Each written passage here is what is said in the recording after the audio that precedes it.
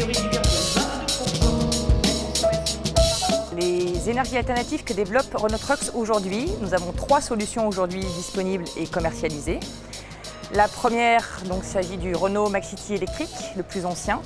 C'est un véhicule de 4,5 tonnes avec une autonomie globale de 100 km en moyenne, une capacité de chargement jusqu'à 2 tonnes qui est parfaitement adaptée à la livraison des derniers kilomètres en ville. La deuxième énergie, ce sont des offres biodiesel. Donc aujourd'hui, le biodiesel, ou ce qu'on appelle le biocarburant, est issu de graisse animale et d'huile végétale. Et aujourd'hui, nos offres sont compatibles de B30, 30% de taux d'incorporation dans le diesel, jusqu'à B100, 100% de biocarburant.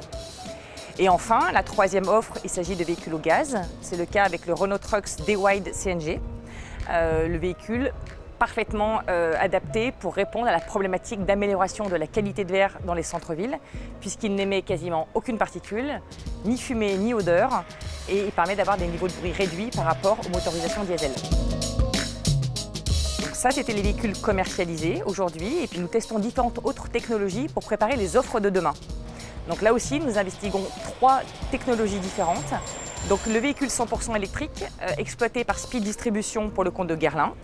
Une deuxième solution qui est le véhicule électrique avec prolongateur d'autonomie, qui est le véhicule qui va être prochainement testé par l'entreprise Doré. Et une troisième solution, effectivement, où nous investiguons les technologies de l'hydrogène. Et c'est le cas avec le Maxity électrique avec pile à combustible fonctionnant l'hydrogène. On a installé une pile à combustible dans le Renault Maxity électrique, tout simplement pour prolonger son autonomie. En 2 mots, on a une base de Maxity électrique avec ses batteries, avec son système propre. On est venu rajouter un module qui permet de produire de l'électricité pendant que le véhicule roule.